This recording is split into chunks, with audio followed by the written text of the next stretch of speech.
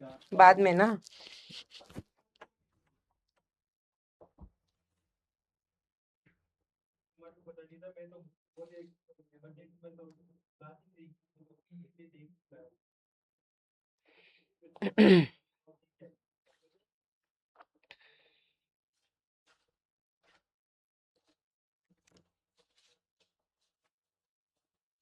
Hello, good evening everyone. Good evening, good evening, good morning sir. हे भगवान विशाल, ना तो मॉर्निंग है और ना ही मैं सर हूँ। मेरा सर मत खाया करो सर सर सर सर करके। पहले तो मैं कुछ यहाँ से वो हटा दूँ। ये सेम पीपीटी है बिकॉज अभी हमारा कुछ नया शुरू होना नहीं था, तो मैं पहले कुछ क्वेश्चंस यहाँ से और स्लाइड्स हटा देती हूँ, उसके बाद हम आगे बढ़ते हैं ना। यस, ये भी हटाना है।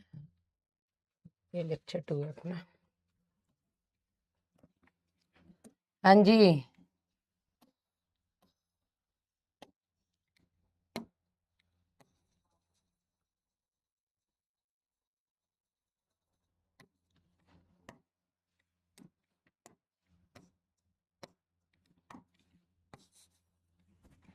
यस। हाँ जी, लबडबामी बोलिए, लबडबामी जिंदाबाद। सो लेक्चर नंबर 2, जनन स्वास्थ्य हमारा चैप्टर चल रहा है, रिप्रोडक्टिव हेल्थ, और इम्पॉर्टेंट चैप्टर है।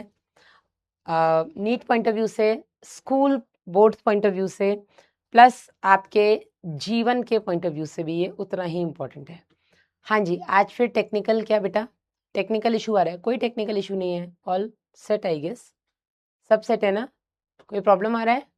मैम आपके यहाँ बारिश हो रही? दीपांजलि दुबे हुई थी, सुबह हुई थी, पर मौसम आज बढ़िया है मतलब।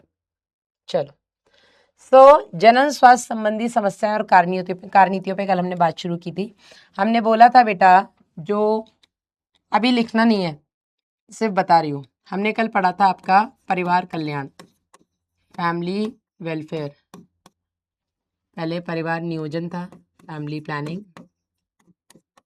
आज की डेट में हम इसको फैमिली वेलफेयर के नाम से जानते हैं, ठीक है। परिवार कल्याण के नाम से जानते हैं, फैमिली वेलफेयर, ठीक है।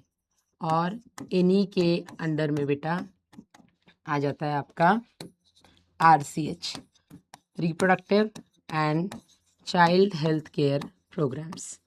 RCH प्रोग्राम्स के मैंने आपको बताया था क्या मकसद होते हैं। तो सबसे पहला बेटा इसका मकसद क्या है कि लोगों को जनन संबंधी जो भी पहलू है, जनन स्वास्थ्य संबंधी जो भी पहलू है, उनको लेकर के लोगों को जागरूक करना। पहली चीज, 1952 नहीं है बेटा, 1951 है। कब लागू किया गया था इंडिया में? 1951 में लागू किया गया था इंडिया में, ठीक है। और ये विश्व के सभी देशों में सबसे पहले भारत में लागू किया गया है, ठीक है ना। तो पहली चीज बेटा, इसके अंदर आता है लोगों को जनन संबंधी जो भी, जनन स्वास्थ्य संबंधी जो भी प्रॉब्लम्स हैं या जो भी पहलू हैं, उनको लेकर के जागरूक करना। दूसरा बेटा इसमें आ जाता है कि अच्छी से अच्छी लोगों को सुविधाएं प्रदान करना। और तीसरा बेटा, समय समय पर जो भी आप सुविधाएं प्रदान कर रहे हो, जो भी आप जागरूकता फैला रहे हो, उसका क्या रिजल्ट दिख रहा है, इस चीज को मूल्यांकन करना, ठीक है ना। तो मैं बहुत अच्छी हूँ बेटा, आप लोग कैसे हैं? तो कल मैंने ये पढ़ा दिया था क्या? 1951 में हुई थी, RCH के नाम से प्रसिद्ध है, अंतर्गत जनन संबंधी। ये वाला जो पेज था या ये वाला जो पैराग्राफ था, कल बेटा हमने ये पढ़ लिया था, ठीक है। आज जो भी बेटा NCERT में लिखा है, हम इसी चीज को, इसी बिंदु दर बिंदु चलेंगे। तो सबसे पहले तो लोगों को जो जागरूक करना है, उस जागरूकता में कौन कौन से पॉइंट्स आएंगे, पहले हम उस पर बात करेंगे। कल बेटा मैंने आपको वैसे बताया था कि कैसे जागरूक किया है, तो गवर्नमेंट और नॉन गवर्नमेंट ऑर्गेनाइजेशंस के थ्रू, आपके पेरेंट्स के थ्रू, आपके टीचर्स के थ्रू, आपको आपके रिश्तेदारों के थ्रू, या फिर बेटा आपके दोस्त भाई बहन, ये सब आपको इसको लेकर के जागरूक कर सकते हैं, ठीक है। और गवर्नमेंट ने और क्या तरीके अपनाए हैं, किस तरीके से मोड ऑफ जागरूक अवेयरनेस इनका क्या रहा है। तो कुछ ऑडियो मोड्स रहे हैं जिसमें केवल आपको सुनाई देता है, जैसे कि रेडियो FM। कुछ विजुअल मोड्स रहे हैं जिसमें केवल आप देख ही सकते हो, जैसे कि पोस्टर्स, पैम्फलेट्स, ये सब। और कुछ बेटा आपके ऑडियो विजुअल मोड्स जिसमें आपका टेलीविजन आ जाता है, हाँ या नहीं? यस, यहाँ तक हम लोगों ने कल पढ़ लिया था। अब कौन कौन से पहलू हैं जिन पर हमें लोगों को जागरूक करना है, उस पर बेटा हम बात करें तो सबसे, या किस तरीके से हमने लोगों को जागरूक किया है, इस पे हम सबसे पहले आरसीएच के अंदर क्या क्या आ जाता है अब हम उसको देखेंगे। ठीक है, तो इसका काम क्या है? सबसे पहला बेटा इसका काम है लोगों को जागरूक करना। अब सबसे अच्छी एज कौन सी है बेटा जागरूकता की? बुढ़ापे पे आप जाकर के लोगों को जागरूक कर रहे हैं, उससे बेटर है कि आप अर्ली एज में उनको जागरूक करिए। ठीक है, और अर्ली एज में आप जागरूक हो सके, सही समय पर सही जानकारी आपको मिल सके। यही रीजन है कि ह्यूमन रिप्रोडक्शन और रिप्रोडक्टिव हेल्थ जैसे चैप्टर आपकी एनसीईआरटीज में ऐड किए गए हैं क्लास 8th से। क्लास 8th में भी आप लोगों ने थोड़ा बहुत पढ़ा है इसके बारे में, क्लास 10th में भी आपने पढ़ा है इसके बारे में, और क्लास 11th और क्लास 12th में भी आप इसके बारे में डिटेल में अब तो काफ़ी कुछ पढ़ रहे हैं। ठीक है, तो सबसे पहला जो कदम बेटा जो किसी भी बच्चे को सही समय पर सही चीज़ें बताने का होता है, वो मुझे लगता है टीनेज, एडोलेसेंस जिसको हम बोल सकते हैं। ठीक है, एडोलेसेंस, किशोरावस्था। तो किशोरावस्था पर किशोर और किशोरियों को सही जानकारी मिल सके, इसलिए अब वो सही जानकारी किशोर और किशोरियों को कहाँ मिलेगी? वो आपको घर में जाकर तो कोई दे नहीं सकता। तो बेस्ट बेटा जो हमारे पास एनवायरनमेंट है वो है आपका स्कूल। क्या आप लोगों के स्कूल में एडोलसेंट एजुकेशन की क्लासेस लगती हैं? कभी लगी हैं किसी के स्कूल में? हाँ जी। कभी ऐसा हुआ है कि आज हमारे स्कूल में एक डॉक्टर साहिबा आई हैं और वो आपको कुछ बहुत ज़रूरी जानकारियाँ देंगी, जिसके लिए class 8th 9th 10th 11th 12th की सारी लड़कियां यहीं बैठ जाओ, लड़कों तुम स्कूल में जाओ, तुम्हारा 0 पीरियड है। ऐसा हुआ है कभी? नहीं हुआ है। हमारे स्कूल में ऐसा होता था हैं। लड़कों को सब पता होता था आज क्या क्लास होने वाली है, लेकिन हाँ जो भी है हमें बिठा दिया जाता था और वो बहुत एम्बैरसिंग होता था। भैया पढ़ाना तो, ये वहां पे भी गलत हुआ है, बताना है तो सबको बताओ ना, लड़कों को भी यहीं बिठा करके बताओ। ठीक है, पीरियड्स के बारे में आप उनको नहीं बता सकते, बाकी चीजें तो बता सकते हो आप। ठीक है, तो बाकी चीजें बताते हैं लेकिन वो हमारे सिलेबस के थ्रू बताते थे। तो सबसे पहले बेटा स्कूलों में या विद्यालयों में बच्चों को सेक्स एडुकेशन, जिसको हम किशोरावस्था शिक्षा बोलते हैं ना, सेक्स एडुकेशन की क्लासेस देना। ठीक है, तो सबसे पहले क्या आता है इसमें, सबसे पहला तरीका इनका क्या है? स्कूलों में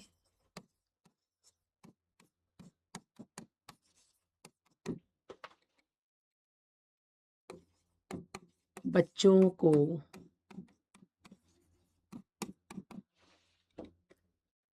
जनन संबंधी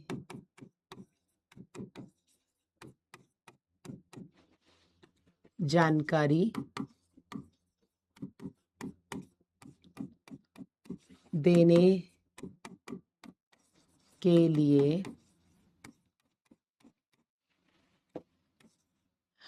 इसको हम एडोलेसेंट एजुकेशन बोल सकते हैं। एडोलेसेंस एजुकेशन की क्लासेस देना। ठीक है, अब इस एडोलेसेंस एजुकेशन में क्या आ जाता है? इसको हम शॉर्ट में सेक्स एजुकेशन भी बोल सकते हैं। ठीक है, इसमें क्या क्या आ जाता है बेटा? इसमें सबसे पहले आता है किशोरावस्था के साथ, किशोरावस्था के साथ होने वाले बदलाव। ठीक है, विद प्यूबर्टी क्या क्या चेंजेस आते हैं बॉडी में, उसको लेकर के लोगों को जागरूक करना। एक फ़ोन कर दूं मैं अपने घर में प्लीज़, कुछ याद आ गया बहुत अर्जेंट। एक मिनट रुक जाना।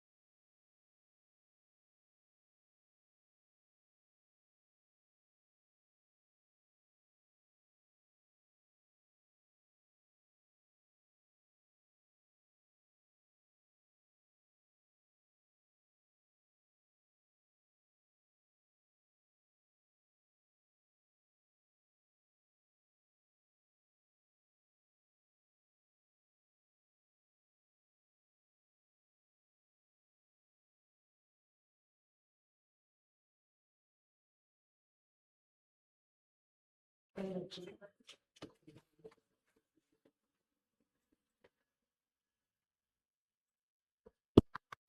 रही है बस, ऐसे भी आ रही है, अच्छा तो चल गया ना।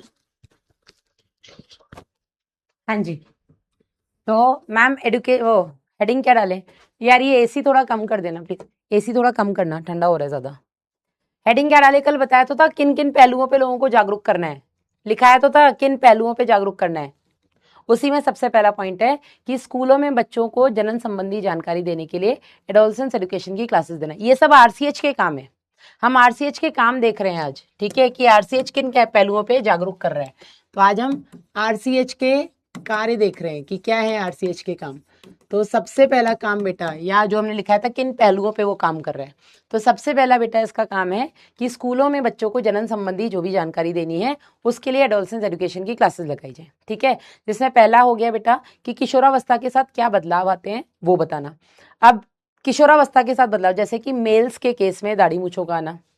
अब कई बार ऐसा होता है कि लड़कों को 7th 8th क्लास में थोड़ी बहुत बेड मुस्टाशेस आने लग जाते हैं, तो कई बार ऐसा होता है कि लड़कों को 11th 12th तक भी बेड मुस्टाशेस नहीं आते हैं, ठीक है। वो लड़के जिनको क्लास में सबसे पहले दाढ़ी मूछें आने लग जाती हैं, उनको क्लास में जाने में थोड़ा ऑड लगता है, ठीक है। क्लास के बच्चे उनका मजाक बनाते हैं कि जो भी है, ठीक है, लड़कियां मजाक बना सकती हैं, जिसकी वजह से वो बच्चे फिर स्कूल जाने में, जब क्लास में बच्चे मजाक वगैरह बनाते हैं तो उनको कहीं ना कहीं स्कूल जाने में थोड़ा सा ऑकवर्ड फील हो सकता है।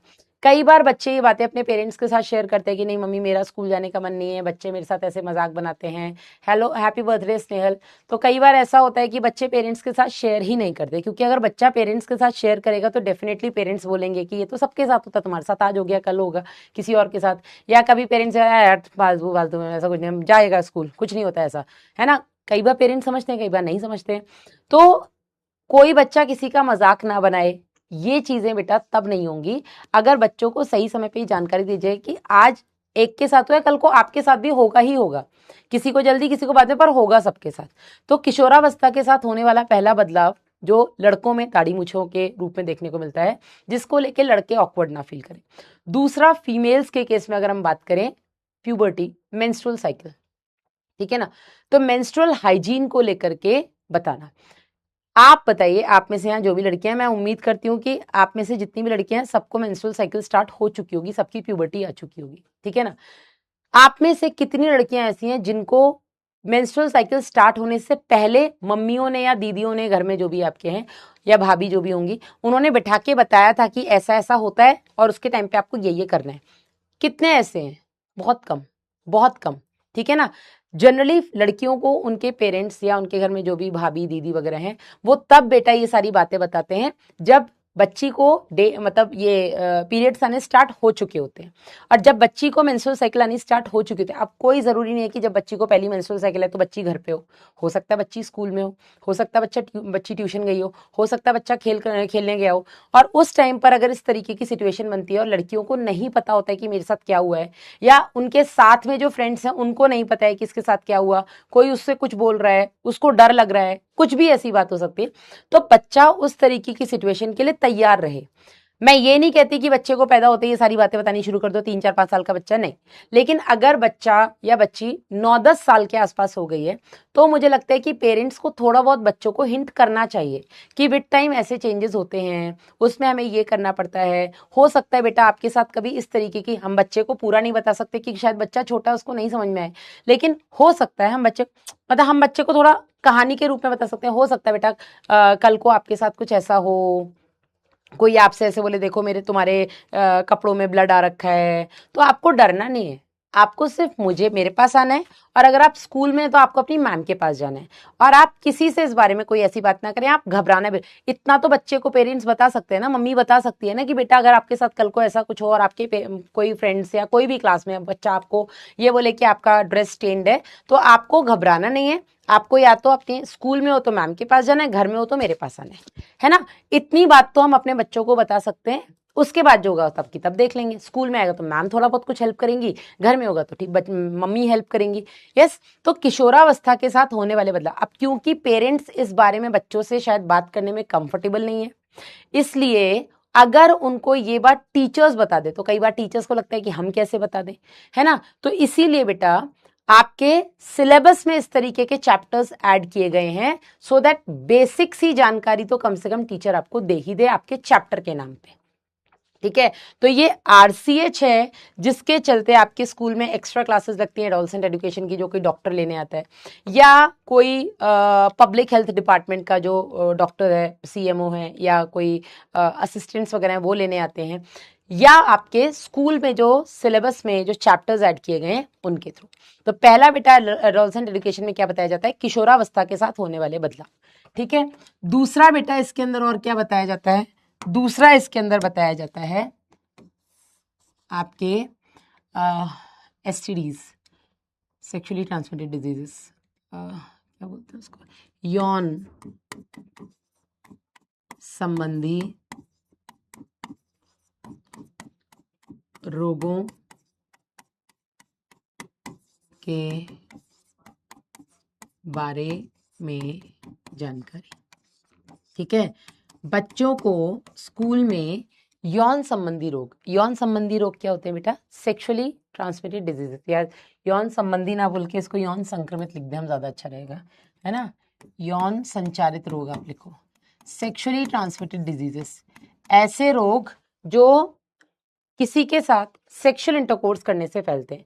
कुछ बीमारियां छूने से भी होती हैं, है ना, जैसे कि आपके साथ कोई दोस्त है, उसको जुकाम है या उसको निमोनिया है या उसको क्या कोरोना है, ठीक है।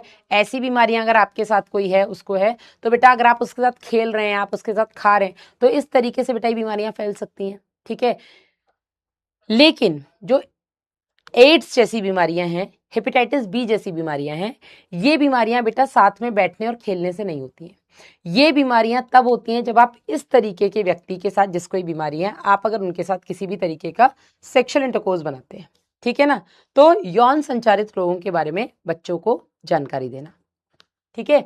ये सब आ गया आपके स्कूल के एजुकेशन में, आपके स्कूल में इतनी बेसिक सी चीजें बताई जाती हैं, ठीक है। दूसरा बेटा क्या आएगा आपके स्कूल में बच्चों को जनन संबंधी जानकारी देने के लिए एडोलसेंट एजुकेशन की क्लासेस देना।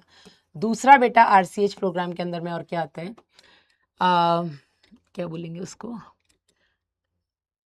रिप्रोडक्टिव एज, जनन की आयु वाले युवाओं को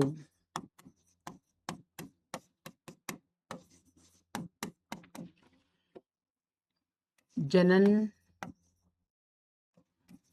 या युवाओं को यौन संचारित रोग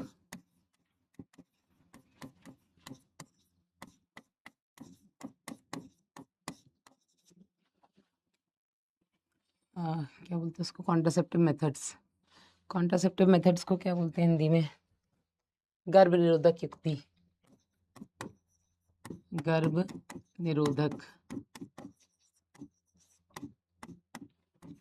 युक्तियों के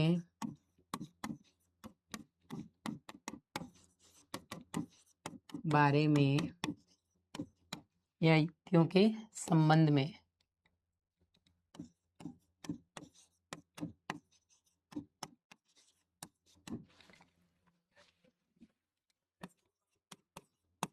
जागरूक करना, ठीक है। सोसाइटी में या आपके समाज में वो लोग जो जनन की उम्र के हैं, ठीक है। और जनन की उम्र क्या है बेटा, जनन की उम्र आपकी वही शुरू हो जाती है जैसे आपके ये पीरियड्स वगैरह फीमेल्स में आने स्टार्ट हो जाते हैं, ठीक है। और मेल्स में वो प्यूबर्टी वाला टाइम, किशोरावस्था वाला टाइम, ठीक है। वहां से लेकर के आपके आगे तक की जो भी एज है, ठीक है, फीमेल्स में 40-45 साल तक, मेल्स में 80-90 साल तक, तो जो भी जनन की उम्र वाले लोग हैं, चाहे वो औरतें हों चाहे वो आदमी हो, एड्स के बारे में बताएंगे ना आगे, यही सब पढ़ लो तुम, चाहे औरतें हों चाहे आदमी हो, जो भी लोग अभी जनन वाली उम्र में, बच्चे पैदा करने वाली उम्र में हैं, उनको सबसे पहले तो यौन संचारित रोगों के बारे में बताना कि भैया पार्टनर एक ही रखो, बहुत सारे पार्टनर्स के साथ सेक्सुअल इंटरकोर्स करोगे तो आपको ऐसे ऐसे खतरनाक रोग हो सकते हैं जो शायद आपके और आपके परिवार के लिए घातक हो सकते हैं। उनको बच्चे कम पैदा करो उसके बारे में बताना।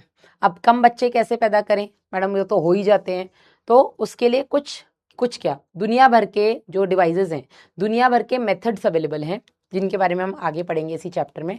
उन मेथड्स के बारे में बताना कि अगर आपको बच्चा नहीं पैदा करना है और आपको अपनी जो मैरिटल लाइफ है उसको भी फुली इंजॉय करना है, तो आप इस तरीके के मेथड्स को फॉलो कर सकते हैं। इन मेथड्स को आप यूज़ करके अपनी मैरिटल लाइफ को भी फुल ऑन एंजॉय कर सकते हैं, प्लस आप बच्चे नहीं भी पैदा कर सकते हैं। बार बार फीमेल को आपको गोलियां वगैरह खिलाने की ज़रूरत नहीं है, बहुत सारी ऐसी चीज़ें इंग्लिश में लिखूंगी। ऑक्सफोर्ड ऐसा कुछ अलग से नहीं है, आगे मैं हर एक चीज़ को डिटेल में इंग्लिश में पढ़ाऊंगी, ठीक है। तीसरा बेटा आरसीएच ने और किया है, क्या किया है, विवाह की आयु, विवाह की आयु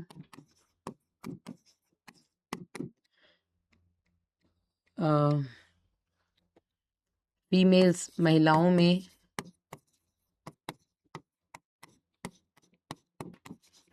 18 वर्ष और या वह पुरुष में 21 वर्ष कम से कम निर्धारित करना, ठीक है।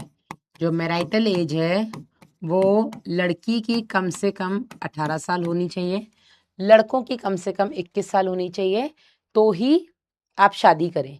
ये चीज़ भी बेटा आरसीएच ने ही लागू की है, और आरसीएच अभी इसी पर और थोड़ा काम कर रहा है कि क्योंकि अब लड़कियां भी पढ़ रही हैं और नहीं भी पढ़ रही है तो उनको पढ़ाओ कम से कम। 18 साल पे शादी कर दे तो 17 साल तक तो 12th ही हो पाता है, नहीं पढ़ाते लोग कि बस हो गई 12th, एक साल हम लड़का देखेंगे फिर निपटा देंगे। तो वो ना करके आप उसको 21 साल तक अगर घर पे बिठाओगे तो उस बीच में बीए करा दो, बीएससी करा दो, कोई और डिग्री करा दो, कम से कम 3 साल उसको और पढ़ा दो, इतना पढ़ा दो कि कम से कम कल को वो ही नौकरी तो कर सके, है ना। क्योंकि आजकल ज़माना थोड़ा ख़राब भी है, महंगाई भी है, महंगाई में भी दोनों अगर कमाए तो शायद एक अच्छी लैविश लाइफ जी सकते हैं। ज़माना ख़राब है, कल को यौन मतलब सेक्सुअल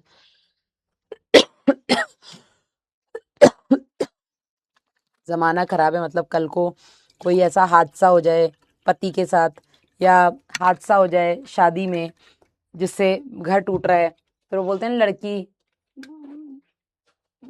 वो डोली उठ के गई है, जना क्या बोलते हैं वो आखिरी जो उठता है वो, वहीं लड़के के घर से उठना चाहिए, माँ बाप के घर से डोली उठती अच्छी लगती है।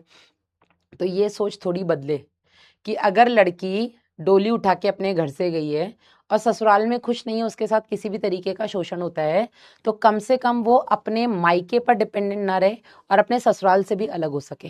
क्योंकि हमारे समाज में हम बोलते ज़रूर हैं कि एक डिवोर्सी बेटी ज़्यादा बेटर है डेड बेटी से, ठीक है। आपकी लड़की मर रही है उससे बेटर है आप उसको तलाक दे करके अपने घर में बिठा लो। लेकिन हम ये बोलते हैं, बोलने में बहुत अच्छा लगता है, लेकिन आज भी कहीं ना कहीं समाज इस चीज़ के लिए तैयार नहीं है। वो बोलते किसी और की बेटी के साथ होता तो ज़रूर बोलेंगे अरे ऐसा क्या छोड़ दिया था उसको, मर रही थी उसको अपने घर में लाके तलाक दिला देते ज़्यादा अच्छा था। लेकिन जब खुद की बेटी पे आते तो उन्हें लगता है कि नहीं नहीं, तलाक दिलवा देंगे तो लोग हम पे उंगली उठाएंगे, हमारी बेटी पे उंगली उठाएंगे, है ना। तो कम से कम बेटी इतनी सक्षम हो पढ़ लिख करके कि अगर उस पर कल को किसी भी तरीके का शोषण होता है शादी के बाद, तो वो ये ना सोचे कि मेरे घर वाले मुझे कैसे रखेंगे, मैं कहाँ जाऊंगी, मैं यहाँ की भी, मैं तो वो धोबी के कुत्ते वाला हाल ना फील करे कि मैं ना घर की रही ना घाट की। वो कम से कम दोनों से अलग होकर के एक अपनी नई जिंदगी शुरू कर सकती है, ठीक है। तो उसको इतना योग्य बना दो। अभी ज़रूरी 18 और 21 साल है, लेकिन अभी इसमें संशोधन चल रहा है। 2-3 साल पहले ये टॉपिक उठा है कि इस एज को लड़कियों में 21 और लड़कों में 23 साल कर दिया जाए। अब चल रहा है, कई लोग इसके फेवर में है तो कई लोग इसके फेवर में नहीं है। अब कौन लोग इसके फेवर में नहीं है आप लोग भी समझ सकते हैं। वो लोग बेटा जिनको लड़कियां बाहर लगती हैं, वो लोग जिनको लगता है कि अब 3 साल और लड़कियों को घर में बिठाएं, वो लोग बेटा इनके फेवर में नहीं है। उनको लगता है कि हम कैसे 21 साल तक लड़कियों को घर में बिठाएंगे। अब बात ये नहीं है बेटा, पेरेंट्स के मन में ये डर इसलिए नहीं कि हम लड़कियों, उनके ये मन में ये डर इसलिए भी कि हम समाज की नज़रों से अपनी लड़कियों को कैसे बचाएंगे। कम से कम इसकी शादी हो जाएगी तो उसका पति इसकी रक्षा करेगा, है ना। मैं कब तक समाज से इसको बचाऊं। और ऐसे बहुत केसेस होते हैं। कई बार पेरेंट्स सिर्फ इसलिए शादी नहीं कर देते बेटी की कि बेटी उनको बोझ लगती है, वो पढ़ा नहीं सकते। वो इसलिए भी शादी कर देते हैं कि समाज में लड़के हमें हमारे घर के आगे पीछे घूमते हैं, हम इससे कैसे बचें। बहुत सारी ऐसी बातें हैं, ठीक है ना। तो लड़कों तुम थोड़ा सुधर जाओ।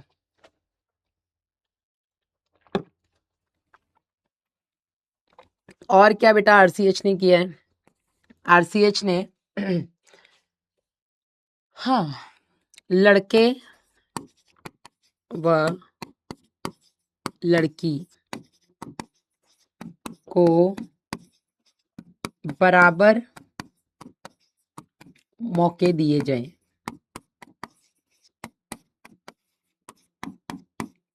इस चीज पर भी बल दिया है। इस चीज पर भी आरसीएच ने काम किया है कि लड़कों और लड़कियों को इक्वल अपॉर्चुनिटीज दी जाए।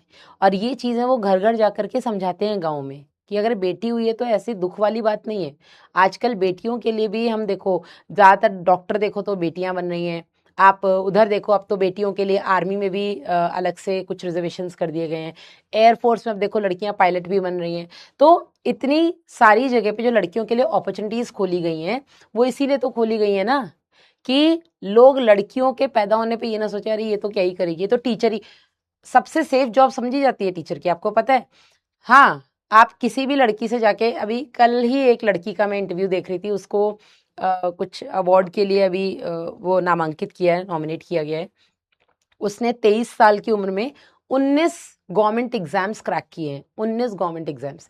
आप उस लड़की का भी इंटरव्यू सुनोगे ना, तो उससे पूछा कि आपने ऐसा कभी सोचा था? उसने कहा नहीं, ऐसा तो कुछ नहीं सोचा था, बस मुझे एक नौकरी चाहिए थी। घर वालों को लगता था कि बस मैं टीचर बन जाऊं सरकारी में।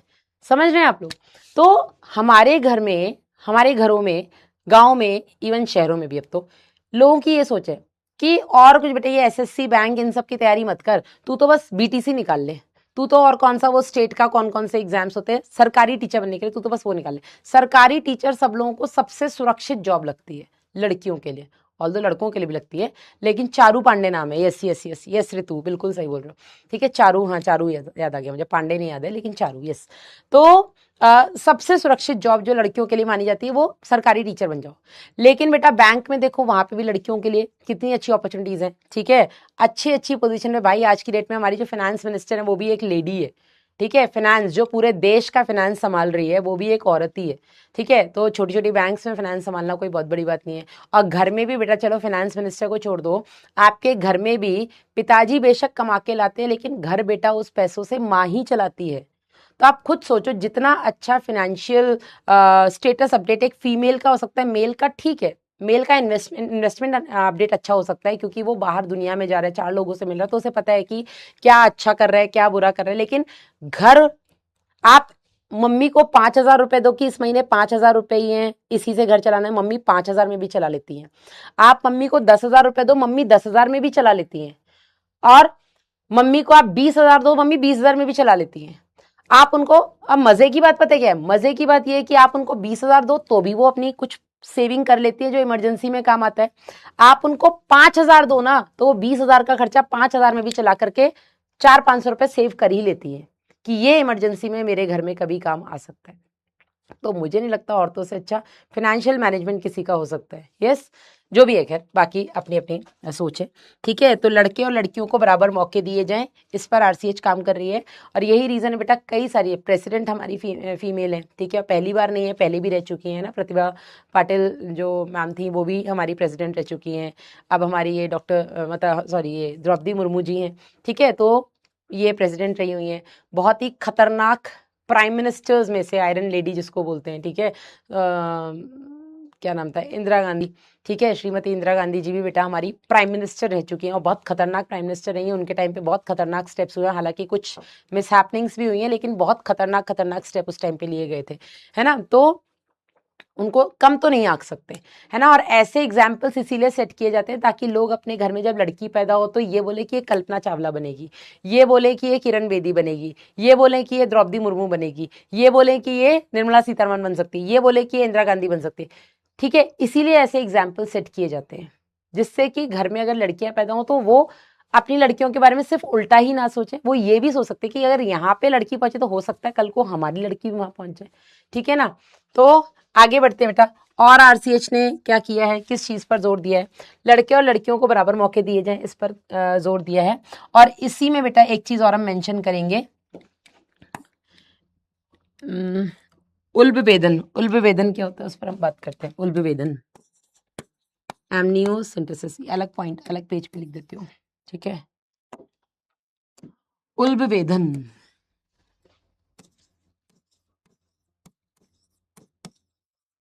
यहां से नीट में कई बार क्वेश्चन आया है।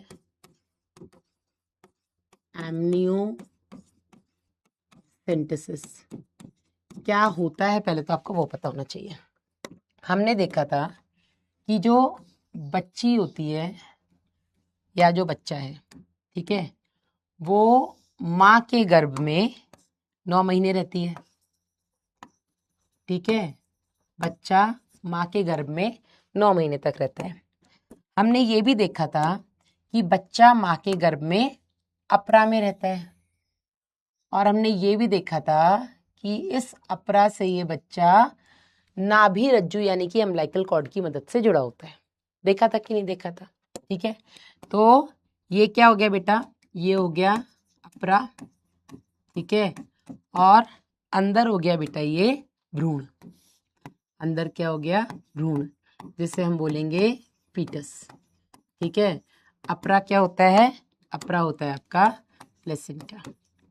अब इस बच्ची के या इस भ्रूण के चारों तरफ एक द्रव्य भरा होता है, और इस द्रव्य को बेटा हम एमनियोटिक फ्लूइड कहते हैं।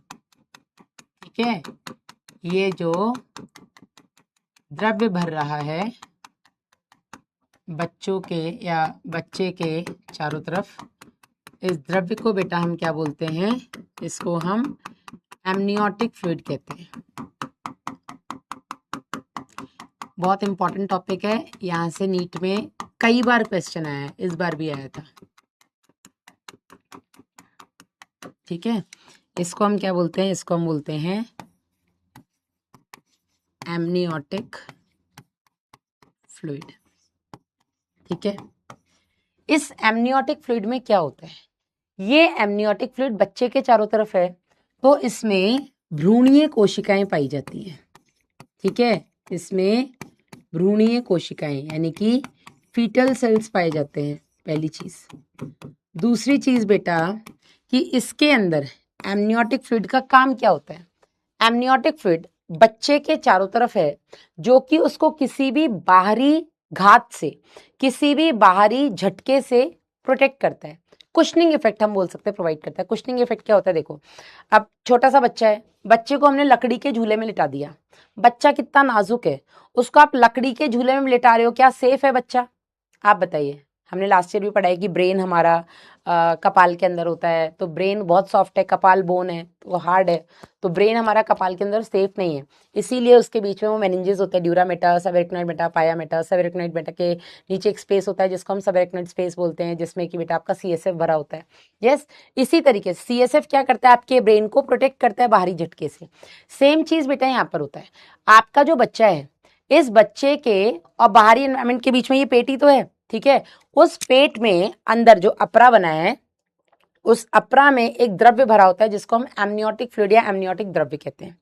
इस एमनियोटिक द्रव्य का काम क्या होता है कि अगर कभी लेडी गिर जाए, और लेडी दिन भर में क्या क्या काम नहीं कर रही है यार, तो किसी भी तरीके का अगर झटका उसके पेट पर लगता है, तो उस झटके को उस बच्चे तक कम से कम ना पहुंचने दिया जाए। ठीक है, तो झटके और बच्चे के बीच में जो द्रव्य भरा है, ये द्रव्य बेटा एक तरीके से कुशनिंग इफेक्ट का काम करता है। ये बाहरी घात को सोख लेता है, या ये कुशनिंग इफेक्ट प्रोवाइड करता है।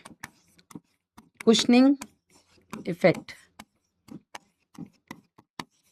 प्रदान करता है। ठीक है, मतलब किसी भी बाहरी झटके से बच्चे को बचाता है। अब क्योंकि बेटा ये बच्चे के चारों तरफ है, तो यहाँ पर कुछ बच्चे की कोशिकाएं भी होती हैं, जो बच्चे की नई कोशिकाएं बनती हैं, पुरानी कुछ झड़ती हैं, वो सभी इसी एमनियोटिक द्रव्य में भरी होती है। हम क्या करते हैं बेटा, बाहर ये पेट है, ठीक है, हम क्या करते हैं, एक निडल की मदद से, ठीक है, एक पतली सी निडल लेते हैं, एक पतली सी निडल लेकर के कुछ द्रव्य यहां से खींच लेते हैं। ठीक है, पतली सी निडल डाल करके पेट से यहाँ पर हम कुछ मात्रा में ये एमनियोटिक द्रव्य बाहर निकाल लेते हैं। ये एमनियोटिक द्रव्य जिसके अंदर बच्चे की कोशिकाएं प्रेजेंट है, इन कोशिकाओं की मदद से हम ये चीजें जान सकते हैं कि बच्चे में किसी भी तरीके का आनुवांशिक रोग तो नहीं है। हम कुछ नहीं करते बेटा, डॉक्टर्स करते हैं। ठीक है, तो हम इन कोशिकाओं की मदद से, ठीक है, ये जो इसमें भ्रूणीय कोशिकाएं हैं, इन भ्रूणीय कोशिकाओं को जब हम एग्जामिन करते हैं, ठीक है, ये जो भ्रूणीय कोशिकाएं इसमें निकली हैं, इनको जब हम एग्जामिन करते हैं तो हमें पता लगता है कि बच्चे में किसी भी तरीके का आनुवांशिक विकार तो नहीं है। ठीक है, आनुवांशिक विकार, बच्चे में किसी भी तरीके का जेनेटिक डिसऑर्डर तो नहीं है पता लगाने के लिए। ठीक है, किसी भी तरीके का बच्चे में जेनेटिक डिसऑर्डर तो नहीं है। कैसा genetic disorder madam? Genetic disorder जैसे कि आपका डाउन सिंड्रोम, ठीक है, जैसे कि डाउन सिंड्रोम, जेनेटिक डिसऑर्डर जैसे कि आपका ये हीमोफीलिया, ठीक है, आदि। तो किसी भी तरीके का बच्चे में आनुवांशिक विकार तो नहीं है। ये चीज बेटा हम एमनियोसिंथेसिस की मदद से करते हैं। ठीक है, लेकिन इसका मिसयूज होता है। इस एमनियोसिंथेसिस का मतलब क्या है, ये समझ में आया? एमनियोसिंथेसिस एक ऐसा टेस्ट है जिसमें हम एमनियोटिक द्रव्य निकालते हैं एक सिरिंज की मदद से। उस एमनियोटिक द्रव्य को हम एग्जामिन, उस एमनियोटिक द्रव्य में जो हमें बच्चे की कोशिकाएं, सिकल सेल एनीमिया या हसियाकार रक्तता भी आप इसमें पता लगा सकते हैं, उस एमनियोटिक द्रव्य में हमें जो बच्चे की कोशिकाएं हैं वो मिल रही हैं, और उन बच्चे की कोशिकाओं को एग्जामिन करके हम ये पता लगा सकते हैं कि बच्चे में कोई गुणसूत्रीय विकार तो नहीं है, कोई क्रोमोसोमल एनोमली तो नहीं है, कोई आनुवांशिक विकार तो नहीं है। और अगर ऐसा है, हर्निया पे हम बताते हैं वर्तिका साहू थोड़ा बाद में। अगर ऐसा है, बच्चे में कोई भी आनुवांशिक विकार है, तो मुझे ऐसा लगता है कि ऐसे बच्चे को इस दुनिया में लाने से अच्छा पहले ही खत्म कर दो, क्योंकि ये बच्चे बेटा पूरी जिंदगी ये हैंडीकैप्ड रहते हैं। ठीक है, और इनकी जिंदगी तो बर्बाद है ही है। ठीक है, लेकिन इनके साथ जो इनके माता पिता हैं या जो कि इनके भाई बहन या रिश्तेदार हैं बेटा, कहीं ना कहीं वो भी परेशान रहते हैं। ठीक है, तो इसलिए आनुवांशिक विकार वाले बच्चों को टर्मिनेट कर दिया जाता है यूजिंग दिस एमनियोसिंथेसिस। ठीक है, सिकल सेल एनीमिया भी लिख दूं, हसियाकार अरक्तता, सिकल, ये सब आप पढ़ेंगे बेटा, आपके बॉटनी में आपको जेनेटिक्स में ये सब पढ़ाए जाएंगे। ठीक है, तो जो भी आनुवांशिक विकार है हम उनको पता लगाने के लिए इस टेस्ट को यूज करते हैं। यहां तक सबको क्लियर हुआ? ठीक है, लेकिन बेटा इसका मिसयूज कहाँ होता है? इसका मिसयूज किया जाता है, जो पेशेंट होता है या जो भी प्रेग्नेंट फीमेल है वो, या उसका पति या उसके ससुराल वाले, वो ये कहते हैं आप तो बस ये बता दो कि लड़का है कि लड़की। अब आनुवांशिक विकार अगर आपको पता लग रहा है, मतलब आपको बच्चे के क्रोमोसोम मिल गए ना, तो आप क्रोमोसोम देख के नहीं बता सकते क्रोमोसोम XX है या XY है। XX है मतलब लड़की है, XY है मतलब लड़का है। तो इसका मिसयूज बेटा जो है वो ये कि जो भी एमनियोसिंथेसिस करवा रहे हैं वो ये जानना ही नहीं चाहते आनुवांशिक विकार है कि नहीं है। वो ये जानना चाहते हैं कि आप बस ये बता दो कि जो भ्रूण अंदर पल रहा है ये लड़का है कि लड़की है, और अगर ये लड़की है तो इसको खत्म कर दो। तो इसका मिसयूज मतलब इसका जो गलत फायदा उठाया जा रहा है, इसका यूज क्या है? इसका यूज है बच्चे में किसी भी प्रकार का आनुवांशिक विकार है तो भैया बता दो। लेकिन इसका जो गलत फायदा उठाया जा रहा है वो ये जानने के लिए उठाया जा रहा है कि आप बस ये बता दो बच्चे का लिंग क्या है। ठीक है, तो इसका मिसयूज को हिंदी में क्या बोलेंगे यार? गलत इस्तेमाल। इस टेस्ट का गलत उपयोग जो किया जा रहा है वो ये जानने के लिए किया जा रहा है कि आप ये बता दो भैया कि भ्रूण का लिंग क्या है, वो लड़का है या लड़की है। सेक्स डिटर्मिनेशन में इसका मिसयूज किया जाता है, और अगर वो लड़की है तो उसको मार दो, जिसको हम बोलते हैं मादा भ्रूण हत्या, फीमेल फीटिसाइड। क्या बोलते हैं हम इसको? Female foeticide. ठीक है, समझ में आया कि नहीं आया? उल विभेदन किया कब जाता है बेटा? तो ये आपके सेकेंड ट्राइमेस्टर में किया जाता है, मतलब कि दूसरी तिमाही में किया जाता है, मतलब 3 महीने के बाद। क्योंकि हमने क्या बताया था, पहली तिमाही यानी कि पहले 3 महीने के अंत तक ही तो बच्चे के सारे ऑर्गन्स बन पाते हैं, जिसमें उसके सेक्स ऑर्गन्स भी बन जाते हैं। तो पहले 3 महीने में तो पता ही नहीं लग रहा ना बच्चा लड़का है कि लड़की है, वो तो बन रहे हैं। दुरुपयोग बोल सकते हैं आप उसका, यस, गलत उपयोग है दुरुपयोग। थैंक यू बेटा। अरे यार, बहुत ही गंदी हिंदी हो गई यार मेरी। कभी कभी मुझे लगता है, मेरी इंग्लिश गंदी हो गई है, कहीं मुझे लगता है मेरी हिंदी गंदी हो गई है। मैं कहीं की नहीं रहा, मेरा हाल धोबी के कुत्ते जैसा हो गया मतलब। तो इसका ये दुरुपयोग है। ठीक है, किया कब जाता है बेटा? एमनियोसेंटेसिस किया जाता है 12 से 16 हफ्ते के बीच में। ठीक है, गर्भावस्था के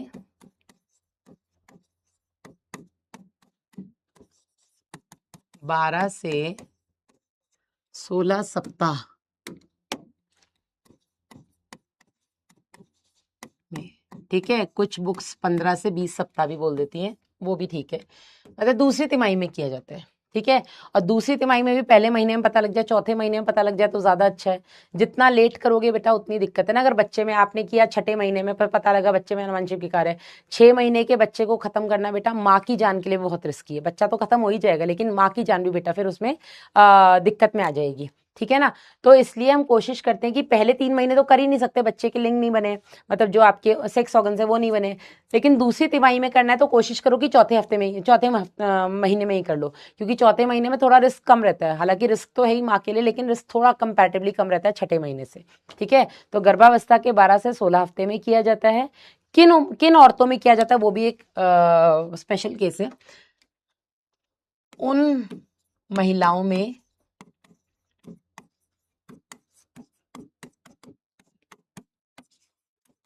जिनकी उम्र 35 वर्ष से अधिक है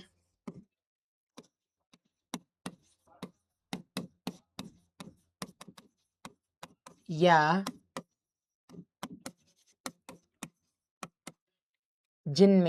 या फैमिली में या परिवार में या परिवार में किसी को आनुवांशिक रोग हो।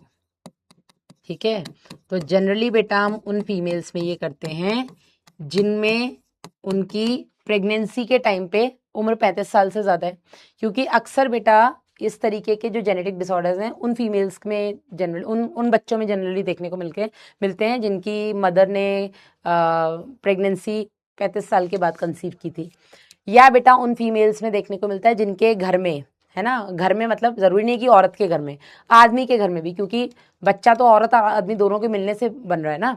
ठीक है, तो आदमी या औरत किसी के भी घर में अगर कोई जेनेटिक डिसऑर्डर, मतलब आदमी के भाई बहन कोई ऐसा पैदा हुआ हो कभी जो मर गया हो, या औरत के घर में कोई ऐसा पैदा हुआ हो, तो अगर कहीं पे भी आपके ब्लड रिलेशन में आनुवांशिक डिसीज है तो उन फीमेल्स, मतलब वो फीमेल्स भी प्रेगनेंसी के टाइम पे ये टेस्ट जरूर करवाते हैं। डॉक्टर पूछता है जनरली, जब प्रेगनेंसी के टाइम पे टेस्ट कराने जाते हैं तो डॉक्टर पूछता है आपके घर में किसी को कोई ऐसी बीमारी है क्या, तो बताती है कि हाँ है, नहीं है, जो भी। अगर है तो बेटा ऐसी फीमेल्स को बोला जाता है कि आप ये एक टेस्ट करवाइए। समझ में आया कि नहीं? समझ में आया कि नहीं? स्कैन भी तो किया जाता है, स्कैन बहुत सारे। सोनोग्राफी में बेटा आनुवांशिक डिसऑर्डर्स नहीं पता लगते हैं। ठीक है, जो सोनोग्राफी होती है जिसको आप स्कैन बोल रहे हैं, यूएसजी जिसको हम बोल देते हैं, उनमें बेटा आनुवांशिक रोग नहीं पता लगते हैं। आनुवांशिक रोग उल्बेवेदन में, या कोरियोनिक विलाई सैंपलिंग भी एक टेस्ट होता है, सीवीएस। ठीक है, यहाँ पे स्टार बना के मैं लिख देती हूँ, एक सीवीएस करके भी टेस्ट होता है। ठीक है, सीवीएस, कोरियोनिक विलाई सैंपलिंग, जिसमें जरायु अंकुरक थोड़ा सा निकाला जाता है और उसकी मदद से पता लगाया जाता है बच्चे में किसी भी तरह, क्योंकि जरायु अंकुरक भी तो बच्चे की कोशिकाओं से ही बन रहा है ना, तो जरायु अंकुरक से भी पता लग जाएगा कि कोई ऐसा वैसा सेल तो नहीं है बच्चे में। ठीक है, तो ये एक और टेस्ट है कोरियोनिक विलाई सैंपलिंग, इससे भी बच्चे के अंदर किसी भी तरीके के आनुवंशिक रोग का पता लगाया जा सकता है। अब इसका ये जो मिसयूज है, जिसमें हम क्या करते हैं, हम एमनियोसेंटेसिस इसलिए करवा रहे हैं कि हमें पता लग जाए भैया लड़का है कि लड़की है, और अगर लड़की है तो गर्भपात करवा दो। ठीक है, तो इस चीज को रोकने के लिए कि लड़कियों का गर्भपात ना हो, इस वजह से बेटा एमनियोसेंटेसिस को इसके लिए बैन किया गया है विदेशों में एमनियोसेंटेसिस खुलेआम हो रहा है। आपको बच्चे का लिंग निर्धारण करवाना है, बाहर चले जाओ, बाहर जाके पता करो, दुबई में बता देंगे कि आपका लड़का है कि लड़की है। लेकिन इंडिया में बैंड है। इंडिया में क्यों बैंड है? क्योंकि इंडिया में लोग इतने विकसित नहीं हो पा रहे मानसिक रूप से कि वो लड़कियों के लिए भी उतने ही खुश हो जितने वो लड़कों के लिए हो रहे। नोट करना है, सारा नोट करना है वैष्णवी, ये आपके सिलेबस में, ठीक है ना। तो इस मिसयूज पर बेटा वैधानिक बैन को क्या बोलते हैं? वैधानिक बैन, स्टैट्यूटरी बैन इज वैधानिक। एक मिनट देखना, ये कहाँ है बेटा?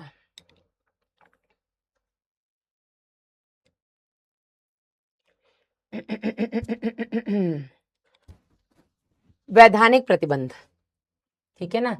इस मिसयूज पर वैधानिक प्रतिबंध लगाया गया है, ठीक है। स्टैट्यूटरी बैन, वैधानिक प्रतिबंध मतलब कि केवल आप ये नहीं बता सकते लड़का है कि लड़की है, बाकी आप टेस्ट करो, कोई दिक्कत नहीं है, ठीक है। स्टैट्यूटरी बैन,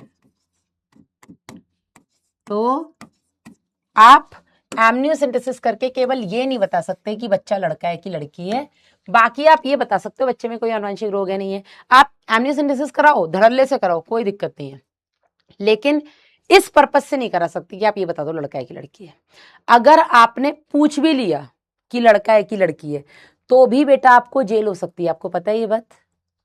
और अगर डॉक्टर ने बता दिया तो उसकी तो डिग्री चली जाएगी, जेल होगी सो अलग होगी, उसकी तो डिग्री ही चली जाएगी। कोरियोनिक पिलाई सैंपलिंग को हिंदी में क्या बोलते हैं मुझे नहीं पता, जरायु अंकुरक सैंपलिंग आप बोल सकते हैं। हिंदी में एनसीईआरटी में इसके बारे में कुछ भी नहीं दिया गया। ये समझ में आया? एक बार फिर से रिपीट कर दे रही हूँ। एमनियोसेंटेसिस क्या होता है? एमनियोसेंटेसिस बेटा एक ऐसी टेक्निक है जिससे हम बच्चे के अंदर जो एमनियोटिक फ्लूइड है, बच्चे के आसपास गर्भ में, अपरा में जो एमनियोटिक फ्लूइड है बेटा, इस फ्लूइड को हम इंजेक्शन की मदद से बाहर निकालते। ये छोटा सा भ्रूण दिख रहा है आपको, ठीक है, ये आपको भ्रूण दिख रहा है ना, ये अपरा के अंदर ये आपको भ्रूण दिख रहा है, ठीक है। और ये चारों तरफ बेटा एमनियोटिक कैविटी हो गई जिसके अंदर ये एमनियोटिक द्रव्य भरा हुआ है। इस द्रव्य को सिरिंज की हेल्प से खींच लिया जाता है, ठीक है, थोड़ा सा पेनफुल होता है। और जब बेटा सिरिंज बाहर, मतलब सिरिंज से जो द्रव्य बाहर आ जाता है, तो इस एमनियोटिक द्रव्य में, इस एमनियोटिक फ्लूइड में बच्चे के आसपास था तो इसमें बच्चे की कुछ कोशिकाएं मौजूद रहती हैं, ठीक है।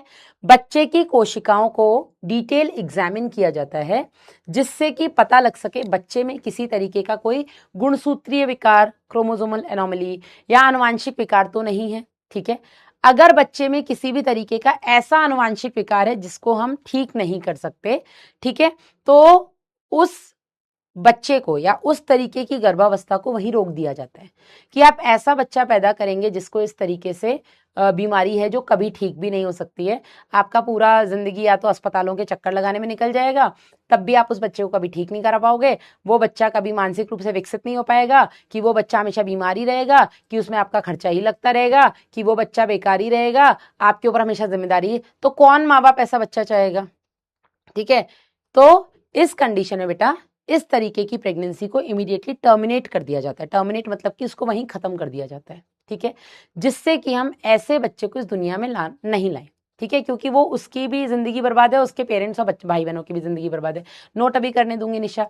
तो किसमें किया जाता है एमनियोसेंटेसिस और कब किया जाता है? तो जनरली बेटा एमनियोसेंटेसिस चौथे पांचवें महीने में किया जाता है गर्भावस्था की, ठीक है। जनरली हम चौथे महीने में ही कर देते हैं क्योंकि इनिशियल फेज है, जितना जल्दी आप कर लें। अब आप कहेंगे मैडम फिर हम पहले 3 महीने में क्यों नहीं करते? पहले 3 महीने में इसलिए नहीं करते क्योंकि बेटा पहले 3 महीने में बच्चे के सेक्स ऑर्गन्स नहीं बने होते हैं, ठीक है ना। 3 महीने के एंड तक बनते हैं, तो चौथे महीने में आप कर लो। तो बेटा हम इसको कब करते हैं? चौथे पांचवें महीने में करते हैं। आप बोल दो सिंपल 12 से 14 हफ्ते के बीच में करते हैं। दूसरा हम किन में करते हैं? क्या मैडम सभी औरतों में एमनियोसेंटेसिस होता है प्रेगनेंसी के दौरान? तो नहीं होता है। आप लोग ही नहीं सुने होंगे कि आपके घर में किसी का एमनियोसेंटेसिस हुआ होगा। एमनियोसेंटेसिस उन औरतों में होता है जिनकी उम्र 35 साल से ज्यादा की हो, क्योंकि 35 साल के बाद फीमेल्स के एग्स वगैरह में, या और ऑब्वियसली फीमेल ऐसी एज की है तो मेल भी उसके ऊपर या आसपास की एज का होगा, तो थोड़ा स्पर्म और एग में प्रॉब्लम हो सकती है, ठीक है। तो इसलिए बेटा 35 साल के बाद किया जाता है। या उन औरतों में किया जाता है जिनके फैमिली में, औरत के ससुराल पक्ष में या उसके मायके पक्ष में किसी को भी प्रीवियसली इस तरीके का आनुवांशिक रोग हो। तो ऐसी फैमिलीज में क्योंकि आनुवांशिक रोग रह चुका है तो आने वाली संभावना है कि आने वाले बच्चे में भी इस तरीके के आनुवांशिक रोग हो सकता है। तो इनमें बेटा एमनियोसेंटेसिस किया जाता है। अब क्योंकि बेटा इसमें हमें बच्चे की कोशिकाएं मिल रही हैं, हमें बच्चों के गुणसूत्र दिख रहे हैं, तो गुणसूत्र में बेटा हमें ये भी तो पता लग सकता है कि लड़का है कि लड़की है। तो इसका यूज लड़का लड़की बताने के लिए भी किया जाता है विदेशों में। भारत में इसका जो मिसयूज है वो रोका गया है, वैधानिक प्रतिबंध लगाया गया है। वैधानिक प्रतिबंध लगाना मतलब कि अगर कोई पेशेंट इस नियत से आ रहा है डॉक्टर के पास, एमनियोसेंटेसिस करा दो और हमें ये बता दो भैया लड़का है कि लड़की है, तो बेटा वो लड़का लड़की क्यों जानना चाह रहा है? इसीलिए तो जानना चाह रहा है ना कि भैया लड़की है तो खत्म करो, हमें लड़की चाहिए ही नहीं, है ना। लड़का है तो बढ़िया, घर में तैयारियां शुरू कर दो, ढोल बजवाओ कि लड्डू बंटवाओ, है ना। तो ऐसा ना हो, क्योंकि वैसे ही बहुत सारे, अब तो खैर हमारा जो सेक्स रेशियो है काफी सुधर गया है, लेकिन आज से 25 साल 30 साल पहले अगर आप गांव का सेक्स रेशियो देखोगे ना, तो लड़कियों, स्पेशली ये हरियाणा राजस्थान साइड, तो लड़कियों को मार दिया जाता था। पैदा होने से पहले पता लग गया तो मार देते, पैदा होने के बाद मार दिया जाता था लड़कियों को कि हमें लड़की चाहिए ही नहीं, कौन इसकी पूरी जिम्मेदारी निभाएगा, फिर इनकी शादी में इतना दहेज दो। यहाँ तो बहुत चलता है भाई, करोड़ों करोड़ों चलते हैं। तो वो लड़कियों को पढ़ाने के तो फेवर में ही नहीं है ना, कि वो ये सोचते हैं लड़की हुई है हम इसको पढ़ा देंगे, अफसर बना देंगे। वो ये लड़की हुई है दहेज देना पड़ेगा। तो इसलिए बेटा वो लड़कियां पैदा होने ही नहीं देते हैं, और लड़कियां पैदा हो गई तो उसको पैदा होने के बाद मार देते हैं। तो अगर कोई ये मिसयूज कर रहा है कि आप बस ये बता दो डॉक्टर साहब आपको जितना पैसा चाहिए पैसा ले लो, बस आप तो ये बता दो लड़का है कि लड़की है, ठीक है ना, और अगर लड़की है तो हम उसको खत्म कर देंगे, बहुत सारी दवाइयां आती हैं, ठीक है, या ऑपरेशन से खत्म करवा देंगे, जिसके चलते बेटा लड़कियों की जो संख्या है समाज में कम होती है, और हुई भी है, रही भी है। अब तो फिर भी सेक्स रेशियो बहुत बेटर हो रहा है। तो इस मिसयूज को भारत में रोकने के लिए इस पर वैधानिक प्रतिबंध लगाया गया है। समझे कि नहीं? समझे कि नहीं? दहेज प्रॉब्लम है, बिल्कुल है। जो देने वाला है बेटा वो तो है, लेकिन जो लेने वाला है वो भी तो इतनी बड़ी प्रॉब्लम है। अच्छा, दहेज की ये बड़ी दिक्कत है यार। अगर लड़के को दहेज ना मिले तो सबको सबको लगता है लड़के में कोई दिक्कत होगी, इसलिए इसको कोई दहेज नहीं मिला, और लड़के को दहेज ज्यादा दे दो तो लगता है सबको कि लड़की में जरूर कोई दिक्कत होगी, इसीलिए उसके बाप ने इतना भर दिया। बड़ी हमारे समाज में बड़ी दुविधा है। चार लोग क्या कहेंगे, आप कुछ भी कर लो, चार लोग कहने वाले बैठे हैं, वो कहेंगे ही कहेंगे, इसलिए चार लोगों की मत सुनो, तुम्हारा जो मन करे तुम वो करो। समझे कि नहीं समझे? बड़ी दिक्कत है ये। कम दो तो लड़के में दिक्कत लगती है, ज्यादा दे दो तो लड़की में दिक्कत लगती है, इसीलिए उन्होंने टिका दी भैया तुम 1 करोड़ ले जाओ, हमारी लड़की ले जाओ, हम कहाँ इसके लिए ढूंढते फिरेंगे। समझ रहे हैं कि नहीं? हाँ, सही बात है। क्लियर है? ये लिख लो बेटा, मेरे यहाँ भी दिक्कत है ना। हाँ, मेरे पापा का तो बहुत क्लियर था, जिसने दहेज मांगा उसका सर और मेरा जूता, मैंने उसको मार मार के भगाने। इतनी पढ़ी लिखी लड़की दे रहे, इतने कमाने वाली लड़की दे रहे हैं, तुम्हें उस पर भी पैसा, हमें एक बार चलो तुम्हें दे भी देंगे 1 करोड़, ये जो जिंदगी भर छापेगी उसका क्या, फिर वो क्या हमारे अकाउंट में डालेगी? है? जो भी है, खैर हर बाप की सोच ऐसी ही होनी चाहिए लड़कियों को लेके, मुझे लगता है। पढ़ाई करवाओ, कितनी करनी है, 25 लाख की पढ़नी है, 50 लाख की करनी है, जितनी पढ़नी है बेटा पढ़ लो, दहेज में एक पैसा नहीं देंगे, तुम पढ़ लो, तुम्हें जितना खर्च करवाना है करवा लो यहीं पे। चलो, सीवीएस क्या होता है बेटा? सीवीएस भी उल्बवेधन की ही तरह है, ठीक है। सीवीएस भी कोरियोनिक विलाई सैंपलिंग, इसमें हम क्या करते हैं, ये क्यों नहीं बढ़ रहा है, क्या प्रॉब्लम है इसमें भाई? ठीक है, सीवीएस में हम क्या करते हैं, इसमें हम जरायु अंकुरक की मदद से, इसमें हम कोरियोनिक विलाई यानी कि जरायु अंकुरक की मदद से भ्रूण में आनुवांशिक विकार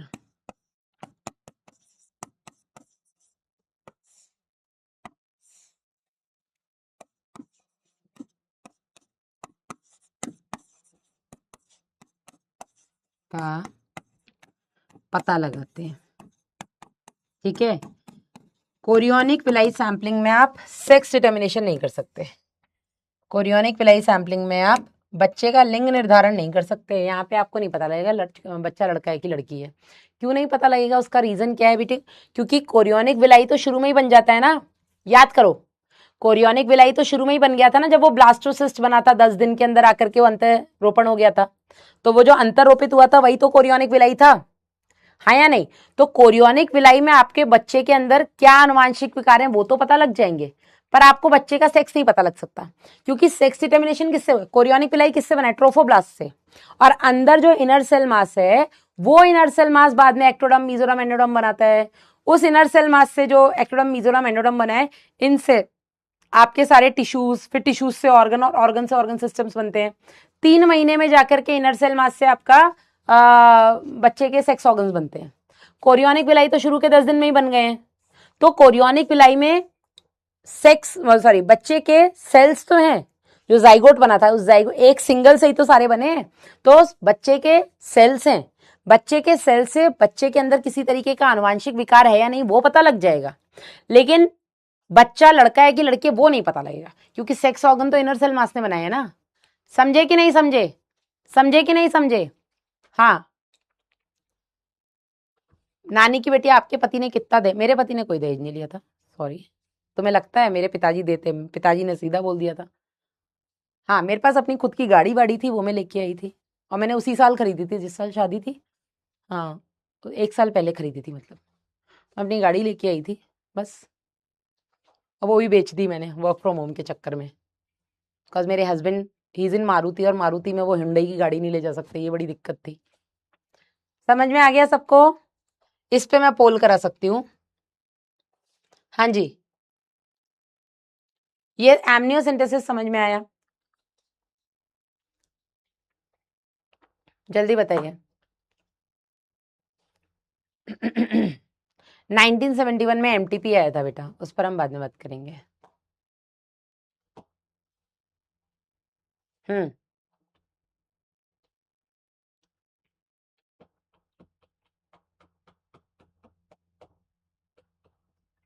कई फीमेल्स प्रेग्नेंट नहीं हो पाती, क्यों बेटा? इसी चैप्टर में लास्ट टॉपिक है अपना इनफर्टिलिटी, जिसको हम बंध्यता बोलते हैं, ठीक है?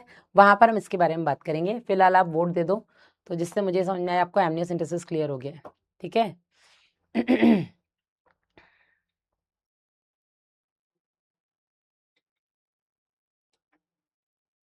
जिनके पोल नहीं आ रहा बेटा, वो टेक्निकल इशू हो सकता है, उसमें मैं कुछ नहीं कर सकती। तो लगभग 98% बच्चों को क्लियर है एमनियोसेंटेसिस। जो 2%, 2.25% बच्चे जिनको नहीं क्लियर है, उनसे मैं रिक्वेस्ट करूंगी कि आप इस टॉपिक को वापस से एक बार देख लो, ठीक है? चलिए आगे बढ़ते हैं। तो ये जो पॉइंट था आरसीएच के अंदर कि लड़के और लड़की को बराबर मौके दिए जाएं, आप लड़की को पैदा ही नहीं होने दे रहे हो, है ना? तो फीमेल विटिसाइड वगैरह जो आप कर रहे हो, मादा भ्रूण हत्या कर रहे हो, वो चीज ना हो, इसीलिए एमनियोसेंटेसिस पे बैन लगाया गया। यहां तक सबको क्लियर हुआ? सबको ठीक है। और क्या आ जाता है आरसीएच के अंडर में? और आरसीएच के अंडर में आता है, ये एमनियोसेंटेसिस वाला डायग्राम यहाँ कर देते हैं। अगला पॉइंट लिखिएगा, और क्या आ जाता है इसमें? और इसमें आ जाता है क्या बोलेंगे उसको, गर्भावस्था के दौरान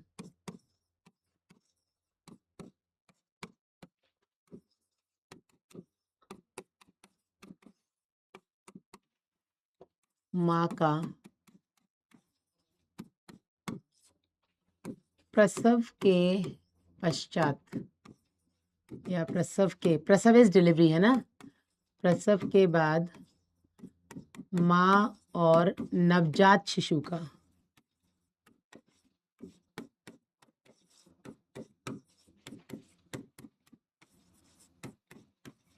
ध्यान रखना।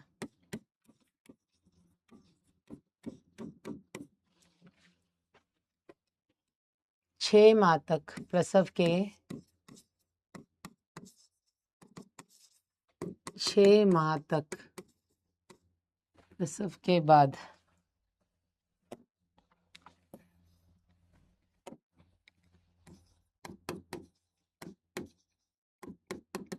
6 माह तक बच्चे को या बच्चे के लिए माँ का दूध उपयोगी।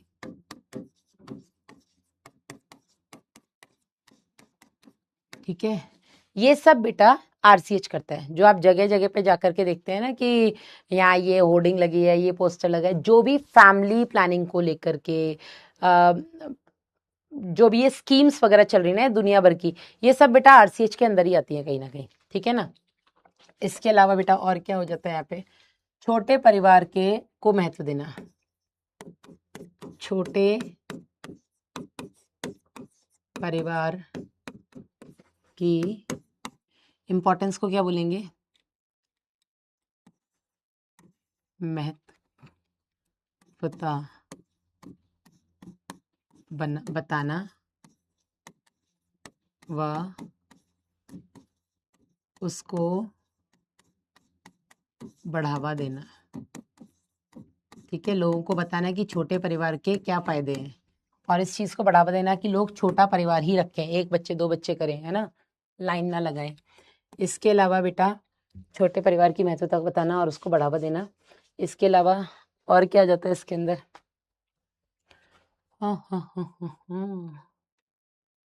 अभी देखो लिखते लिखते याद आता है, बहुत कुछ आ जाता है यार इसके अंदर।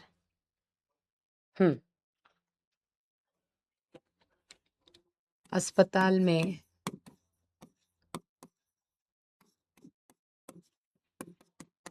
प्रशिक्षित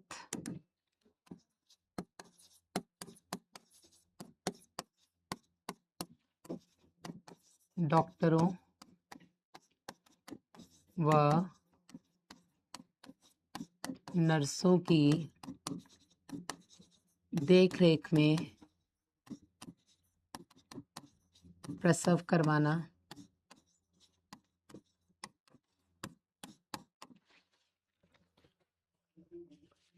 ठीक है, तो ऐसे बहुत सारे काम, मतलब जो भी लोगों को ये सब जो जरूरी चीजें, जनन स्वास्थ्य को बनाए रखने के लिए जो चीजें जरूरी हैं, इन सब चीजों को लेकर के लोगों को जागरूक करना। ठीक है, कि छोटा परिवार अच्छा है, बच्चे दो ही अच्छे हैं, बच्चों को अच्छा से अच्छा परवरिश दो, बच्चों के पोषण के लिए क्या जरूरी है, गर्भावस्था के दौरान माँ को क्या खाना चाहिए, माँ की कैसी सेवा करनी चाहिए, डिलीवरी होने के बाद बच्चे और माँ की कैसे सेवा करनी चाहिए, बच्चे को क्या खिलाना चाहिए, बच्चे को तो ऑब्वियसली माँ का दूध ही देना चाहिए, माँ को उस टाइम पे क्या खिलाना चाहिए।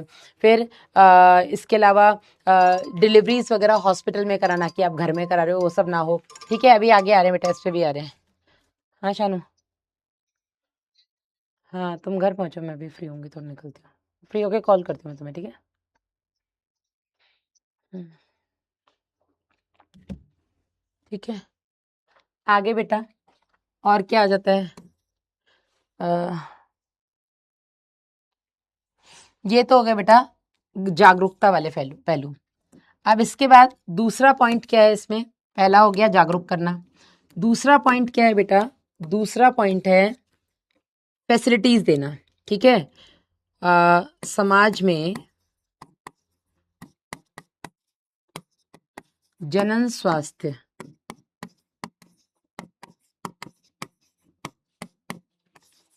बनाए रखने के लिए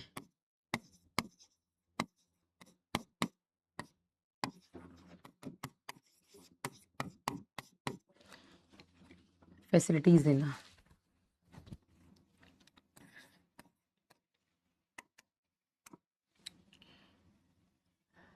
सुविधाएं प्रदान करना। पहला तो हो गया जागरूक करना, है ना, दूसरा ये है बेटा सुविधाएं प्रदान करना। कैसी सुविधाएं प्रदान करना मैडम? तो इनमें आ जाएगा बेटा सबसे पहले तो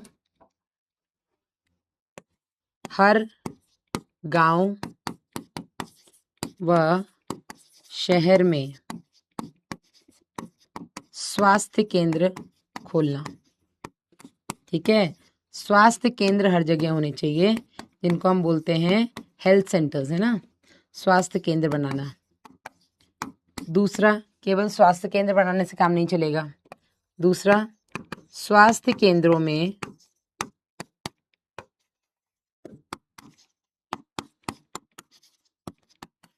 प्रशिक्षित डॉक्टर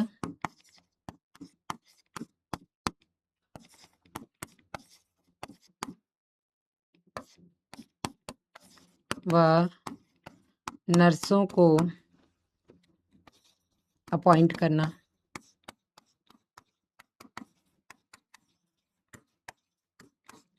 तीसरा इसमें आ जाएगा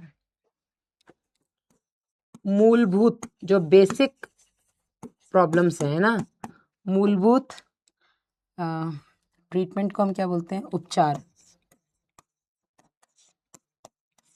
के लिए सुविधाएं प्रदान करना।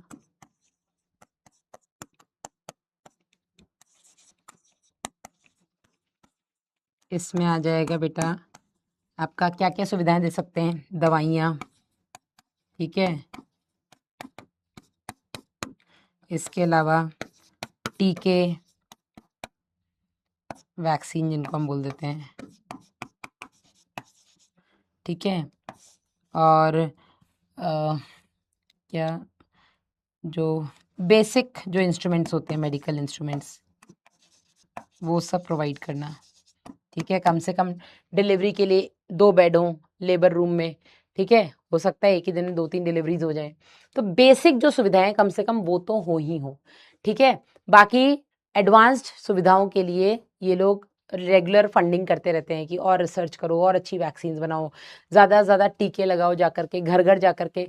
पोलियो ड्रॉप तो आपने सुना ही होगा, 2 बूंद जिंदगी की, घर घर आकर के पिलाते हैं, ठीक है। तो ये सब बेटा आपके आरसीएच के ही अंडर में आता है। तो बनाए रखने के लिए क्या क्या, पहले जागरूकता हमें कैसे कैसे फैलानी है, फिर दूसरा हमें क्या उनको सुविधाएं प्रदान करनी है। तो हर गांव शहर में अच्छे अच्छे स्वास्थ्य केंद्र बनाना, स्वास्थ्य केंद्रों में डॉक्टर्स और नर्सेज को अपॉइंट करना, फिर हर एक स्वास्थ्य केंद्र में जो बेसिक एम्यूनिटीज, जो बेसिक फैसिलिटीज हैं वो तो हो, कम से कम डिलीवरी के लिए बेड हो, ठीक है, आपके नॉर्मल डिलीवरी के लिए, ठीक है, सिजेरियन डिलीवरी हर जगह नहीं हो सकती, आप उसके लिए उनको कम्युनिटी हेल्थ सेंटर जो आपके कस्बों में होते हैं, कि आप उनको, और गांव के पास ही होते हैं कस्बे, एक कस्बे के अंदर कई सारे गांव आ जाते हैं ना, तो या एक जिला के अंदर कई सारे गांव आ जाते हैं, तो उनको जिला अस्पताल भेज दो, ठीक है। अगर सिजेरियन डिलीवरी, नॉर्मल डिलीवरी है तो उसको गांव में ही कर दो, जो आपके बेसिक प्राथमिक स्वास्थ्य केंद्र होते हैं वहां पे कर दो। अगर सिजेरियन या कोई कॉम्प्लिकेशन है तो उसको सामुदायिक स्वास्थ्य केंद्र जो जिलों में होते हैं वहां पर भेज दो। ये सब बेटा उनको सुविधाएं देना, बेसिक जो आपके टीके वगैरह की जो सुविधाएं हैं वो देना, बेसिक दवाइयां तो कम से कम उनको फ्री में मिले, ठीक है। ज़्यादा महंगी दवाइयाँ हैं या ज़्यादा ऐसी जो बहुत कॉमन दवाइयाँ नहीं है, ठीक है, उसके लिए वो बाहर जा सकते हैं, लेकिन कम से कम बेसिक दवाइयाँ तो उनको स्वास्थ्य केंद्रों में फ्री में मिले, ठीक है ना। तो ये सब बेटा सुविधाएं प्रदान की जाती हैं, और समय समय पर इनका मूल्यांकन, और भी इसमें आ जाएगा, सुविधाओं में ही और आ जाता है कि बेहतर उपचार के लिए दवाइयाँ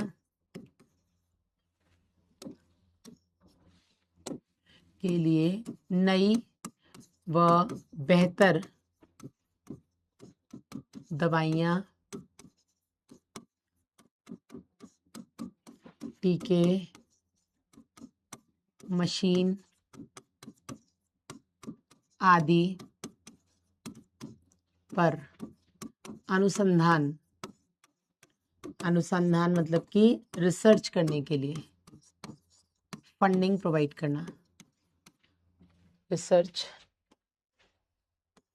करने को बढ़ावा देना, ठीक है।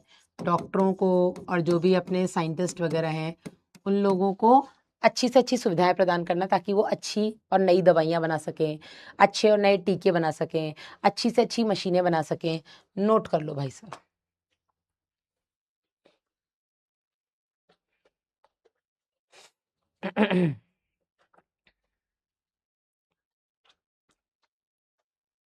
ठंड लग रही है बहुत ज्यादा।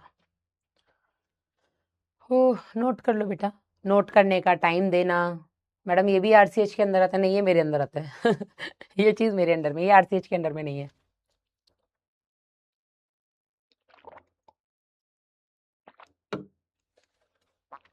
प्रफुल्ल साहू बोल रहे हैं, मैडम क्वेश्चन कराओ प्लीज।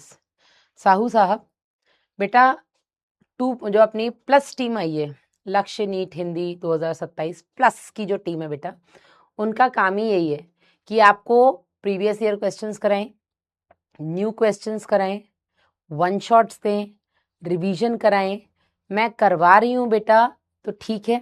दोनों दिन बेटा मैं क्वेश्चंस बहुत ज़्यादा नहीं करवा सकती, कल मैंने 7 क्वेश्चंस करवा दिए थे, आज नहीं होंगे क्वेश्चंस तो क्या दिक्कत है, अगले हफ्ते हम फिर 7-8 क्वेश्चंस कर लेंगे।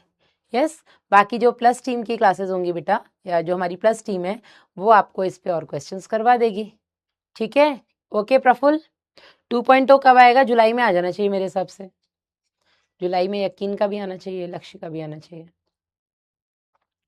मैम प्लस में वन शॉट देखना है, बिल्कुल देखना है, क्यों नहीं देखना है बेटा, आप ही के लिए आ रहा है, मतलब आपके काम की चीज है। यस, चलो ओते मैम, होते बेटा।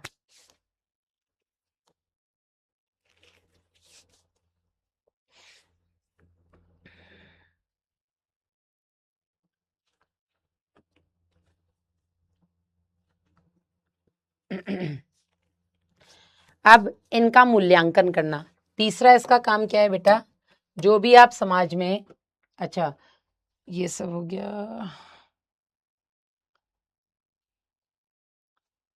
ठीक है। तीसरा आएगा इनका मूल्यांकन। कैसे करेंगे आप इनका मूल्यांकन बेटा, किस तरीके से आरसीएच मूल्यांकन करता है कि जो भी आप सुविधाएं प्रदान कर रहे हैं, जिन चीजों को लेकर के आप समाज को जागरूक कर रहे हैं, उसका असर कितना दिख रहा है बेटा। तो उसका असर कैसे दिखता है बेटा, ये हम करते हैं मूल्यांकन जनगणना द्वारा, ठीक है। ये जो सेंसस हो रहा है इसके द्वारा बेटा हम मूल्यांकन करते हैं कि आपने तो बोल दिया बच्चे दो ही अच्छे, छोटा परिवार सुखी परिवार, क्या लोग उसको फॉलो कर रहे हैं। तो जब आप जनगणना करते हैं हर 10 साल में, तो उससे आपको आइडिया मिल जाता है। अगर हर कोई आपकी बात मानेगा, दो दो बच्चे पैदा करेगा, एक एक बच्चे पैदा करेगा, तो सरकार कुछ सोच के चलती है कि 10 साल में इतनी पॉपुलेशन हो जानी चाहिए।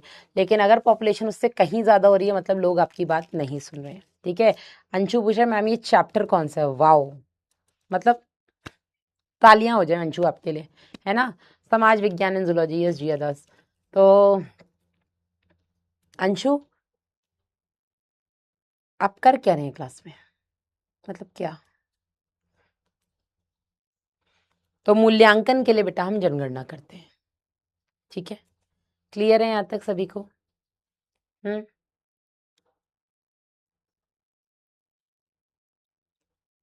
अब हम एक बार एनसीईआरटी पढ़ लेते हैं।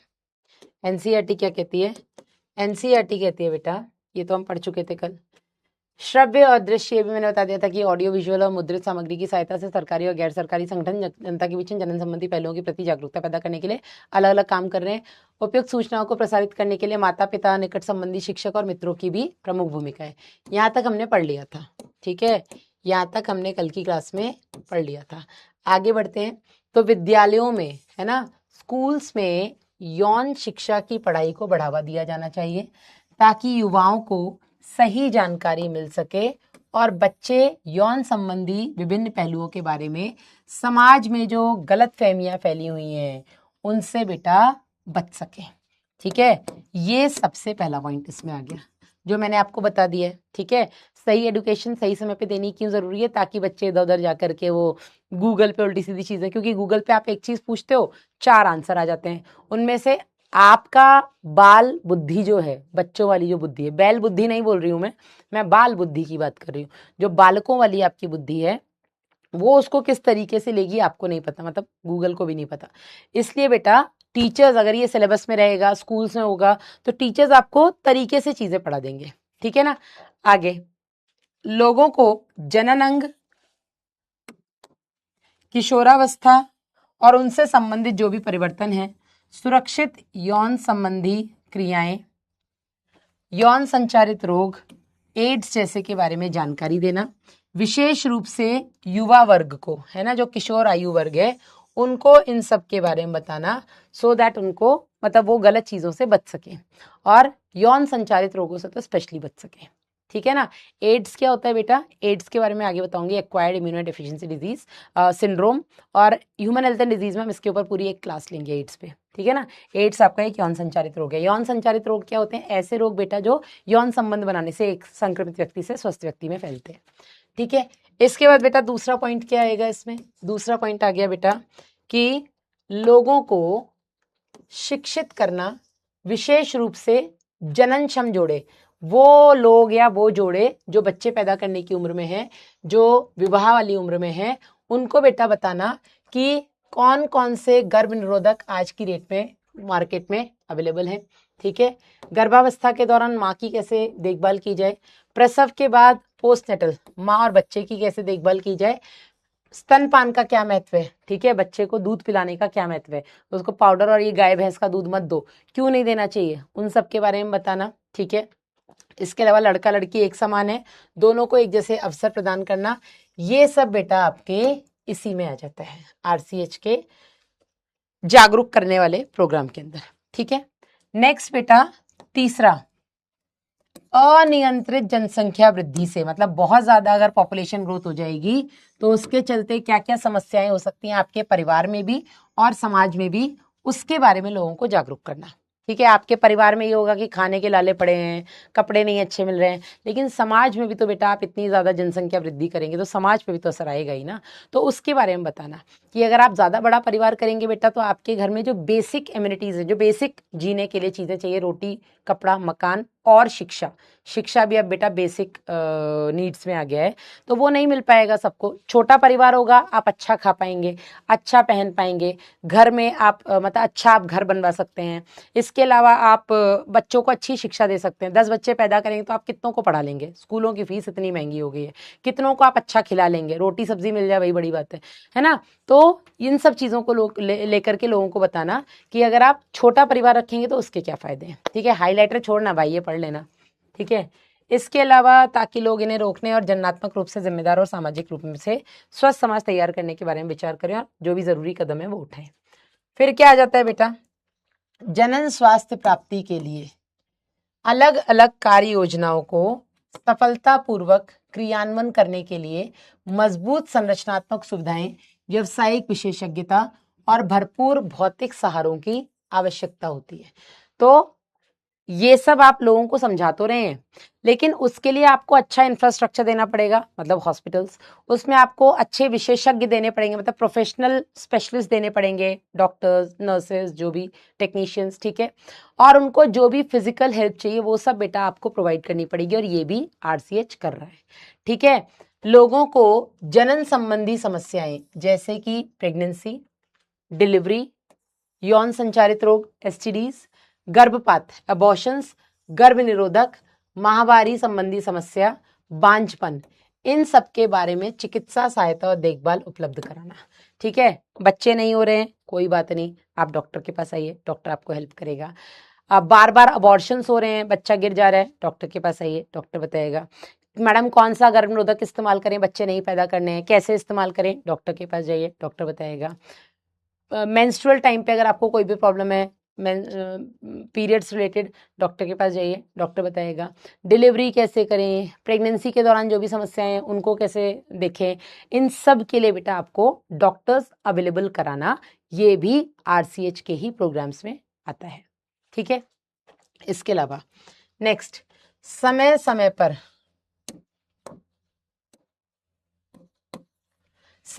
पर बेहतर तकनीक और नई कार्यनीतियों को क्रियान्वित करने की भी आवश्यकता है ना। एक ही जो डिलीवरी करने का तरीका था हमेशा से वही आता, ऐसा नहीं है।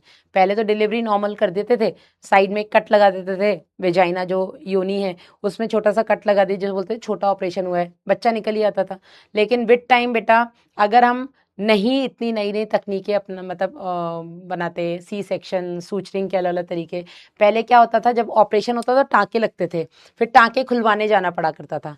आजकल ऑपरेशन होते हैं, टाँके लगते हैं, टाँके खुलते ही नहीं, अंदर ही अंदर गल जाते हैं। ठीक है, पहले ऑपरेशन होता था चीर फाड़ करनी पड़ती थी, आजकल कितने सारे ऑपरेशन लेप्रोस्कोपी की मदद से हो रहे हैं। लेप्रोस्कोपी जिसमें चीर फाड़ नहीं करनी पड़ती है, सिंपल एक रॉड अंदर डाली जाती है और अंदर उस एक शरीर में केवल एक छेद किया जाता है और उस एक छेद से अंदर ही अंदर सब कुछ हो जाता है, और उस एक छेद में 2 टाँके आके खत्म। वरना पहले वो पूरा चीर करके 8, 10, 12, 20 टाँके आ रहे हैं। तो बहुत सारी नई नई ऐसी टेक्नोलॉजीज आई हैं बेटा, विद टाइम मेडिकल ने बहुत तरक्की की है।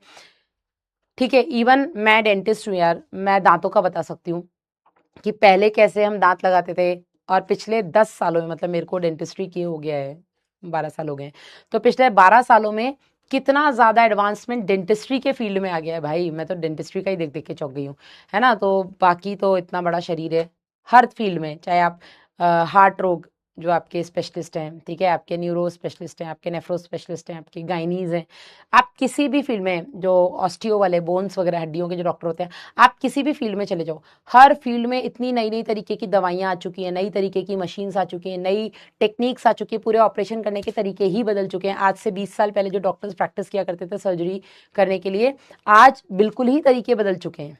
ठीक है, तो ये सब नई जो तकनीकें डेवलप हो रही हैं, इसको फंडिंग करना कि साइंटिस्ट इस पर रिसर्च करें, वो सब भी बेटा आरसीएच ही करता है।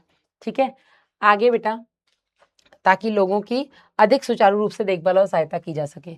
आगे बेटा, बढ़ती मादा भ्रूण हत्या, ये जो फीमेल फिटिसाइड्स हो रहे हैं बेटा, इन पर कानूनी रोक के लिए उल्बेदन जांच, लिंग परीक्षण पर वैधानिक प्रतिबंध और व्यापक बाल प्रतिरक्षीकरण आदि कुछ महत्वपूर्ण कार्यक्रम।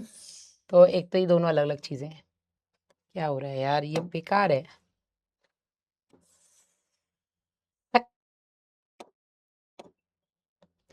तो